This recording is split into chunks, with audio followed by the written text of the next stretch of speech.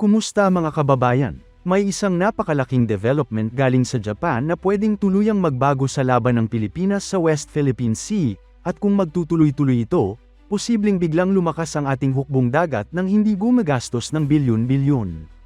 Isipin nyo to, mga tunay na warship galing sa isa sa pinaka-advanced na naval forces sa mundo, posibleng mapunta sa Philippine Navy, at hindi lang basta-basta, kundi used pero combat-proven, at maaaring libre o sobrang mura lang. Oo, tama ang narinig nyo, mga destroyer na may kakayahang lumaban, magpatrol, at magpakita ng lakas sa dagat, posibleng idagdag sa fleet natin sa mga susunod na taon. At kung mangyari ito, malaking tanong ang agad pumapasok, handa na ba tayong makita ang Pilipinas na mas agresibo, mas visible, at mas matatag sa pagdepensa ng ating karagatan laban sa mga hamon mula sa China? Dahil kung matutuloy ang planong ito, hindi na lang tayo basta nagre-react, unti-unti na tayong nagiging puwersang kayang rumesponde, magbantay, at magbigay ng tunay na deterrent sa ating sariling teritoryo. Ito ang development na pinag-uusapan ngayon, at sa video na to, himayin natin kung gaano kalaki ang pwedeng maging epekto nito sa Pilipinas, mula sa military capability, economic benefits, hanggang sa mas malalim na geopolitical implications sa Indo-Pacific. Tara, usapan natin.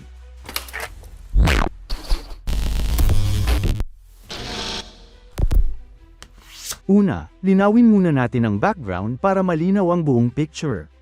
Kamakailan, binago ng Japan ang kanilang 3 Principles on Defense Equipment Transfer, isang policy na matagal nang naglilimita sa kanilang pag-export ng military equipment mula pa pagkatapos ng World War II. Dati, halos non-lethal lang ang pwede nilang ibigay, mga radar, surveillance systems, at rescue equipment. Pero ngayon, nagbago na ang ihip ng hangin. Inalis na ang ilang mahigpit na restrictions, kaya pwede na silang mag-export ng kagamitan na may lethal capability. Ibig sabihin, hindi lang sensors, kundi actual warfighting platforms na may missiles, naval guns, at anti-submarine systems. Kasabay nito, pinag-aaralan din ng Japan na payagan ang pagbibigay ng used military equipment sa mga kaalyado, minsan libre pa o sobrang baba ng presyo. At kabilang sa mga bansang ito ang Pilipinas. Dito pumapasok ang usapan tungkol sa Abukuma-class destroyer escorts mula sa Japan Maritime Self-Defense Force. Ano nga ba ang Abukuma-class? Ito ay mga destroyer escort na nasa serbisyo na ng mahigit 3 dekada. May displacement na humigit kumulang 2,000 hanggang 2,500 tons, at equipped sila ng anti-ship missiles, torpedoes para sa anti-submarine warfare, at naval guns. Hindi sila pinakabago, pero subok na sa operasyon, at higit sa lahat, may tunay na combat capability. Ngayon, punta tayo sa pinakaimportanteng tanong, ano ang epekto nito sa Pilipinas? Sa military aspect, napakalaki ng magiging impact nito sa Philippine Navy. Sa kasalukuyan, nasa modernization phase pa rin tayo. May mga bagong frigates at corvettes, pero kulang pa rin sa bilang ang ating surface combatants. At dito nagiging critical ang Abukuma class. Hindi man sila brand new, nagbibigay sila ng mahalagang numbers advantage. Sa madaling salita, mas maraming barko ang pwedeng magpatrol, magbantay, at rumesponde sa iba't ibang bahagi ng ating maritime domain. Lalo na sa West Philippine Sea, kung saan tuloy-tuloy ang tension. Sa mga lugar tulad ng Ayungin Shoal, kung saan nakapwesto ang BRP Sierra Madre, madalas nating nakikita ang harassment mula sa Chinese vessels, water cannon, blockade maneuvers, at intimidation tactics. Kung may dagdag tayong escort-capable ships, mas magiging secure ang ating resupply missions. Hindi lang ito tungkol sa lakas ng armas, kundi sa presence. Sa military strategy, mahalaga ang deterrence by presence. Kapag mas marami kang asset sa area, mas nag-iingat ang kalaban. Bukod dito, makakatulong din ang mga barkong ito sa maritime domain awareness. Mas maraming sensors sa dagat, mas malinaw ang situational picture natin, kung sino ang nasa loob ng ating EEZ, ano ang ginagawa nila, at paano tayo dapat rumesponde. At hindi lang ships ang usapan dito. Ang ganitong klaseng cooperation ay pwedeng magbukas ng pinto sa mas malalim na relasyon sa defense, training, maintenance support, logistics, at joint exercises. Ibig sabihin, hindi lang hardware ang makukuha natin, kundi pati kaalaman at operational experience.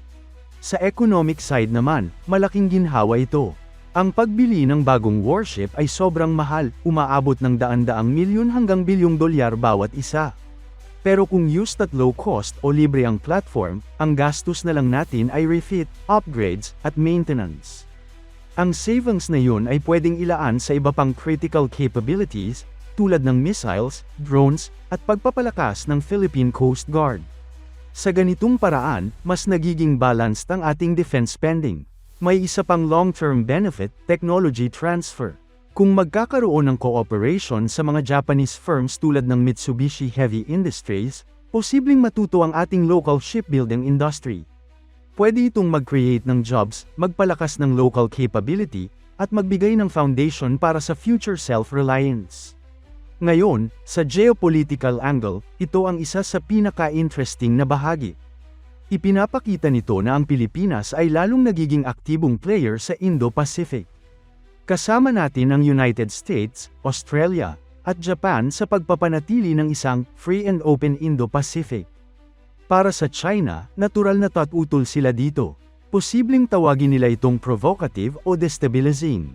Pero para sa Pilipinas, ito ay bahagi ng ating karapatan sa self-defense, lalo na't kinilala na ng 2016 na South China Sea Arbitration na may legal basis ang ating claims sa EEZ.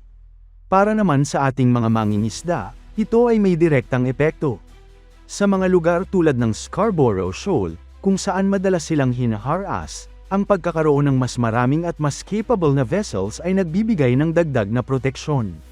Hindi man ito agad masolusyonan ang lahat, pero malaking tulong ito sa pagpapalakas ng kanilang seguridad.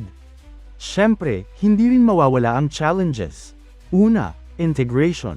Ang Japanese systems ay iba sa ginagamit natin ngayon, kaya kailangan ng compatibility adjustments, communications, weapon systems, at maintenance procedures. Pangalawa, maintenance. Dahil used na ang mga barko, mas mataas ang risk ng wear and tear. Kailangan ng maayos na supply chain para sa spare parts at trained personnel para sa upkeep. Pangatlo, legal at political processes. Sa Japan, kailangan pa ng approval para sa full implementation ng bagong policy. Sa Pilipinas naman, kailangan ding dumaan sa tamang proseso para masigurong walang hidden costs o strategic risks.